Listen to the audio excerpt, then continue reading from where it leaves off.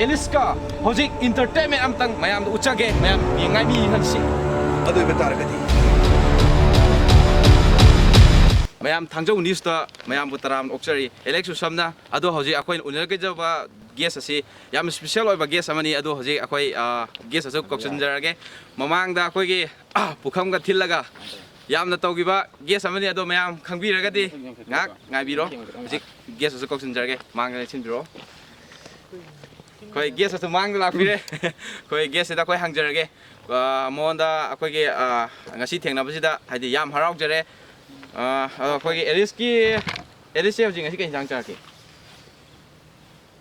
kaugre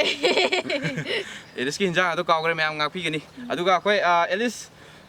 Elis ki pukham ga thin na tawgiba pukham do Elis kai puji pubira ko kwain togi kai purak to da si judi yum da ko magi ko thola da khillo le horam okay thola da khillaga le hore pukham ado pujarak te aduna mayam ngak pi gani pukham do porok tar bani upai lete ma king do upai letre aduna mathang akoi question aje mathang among hangjarake Elis na khwai dagi pam na chaba hinjang je kari hinjang le chicken wow mana khwai dagi pam na chara hinjang ase chicken ni ado mayam chicken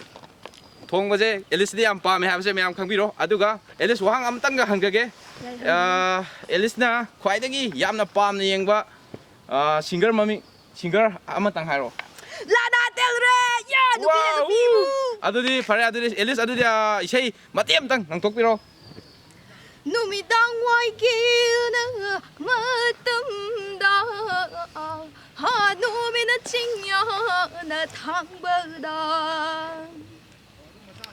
tâm ya kori na chen ba da ho maram na galam le na ma dai ma kwak ta ye dong shi na bi ba kwak ta ye dong shi na bi ba ha ma lang na galiri na hom ba da okay mayam Elis tagi sei phajaba ma takre aduga Elis tagi sei taba loy matung da koi loiram da sida koi Elis ta question ama tanga wang joge yare kai dorage nang question do som hang le ko aish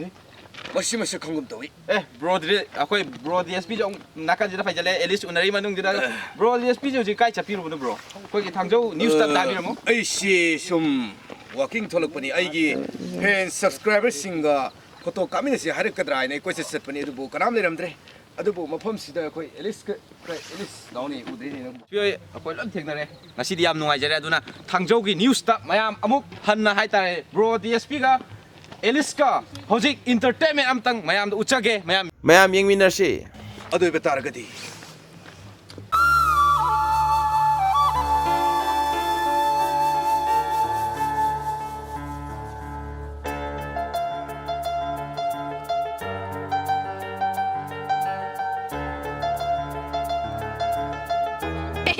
okay mayam matang asida akoi gi news asi thangjo news asi loichanjarage mayam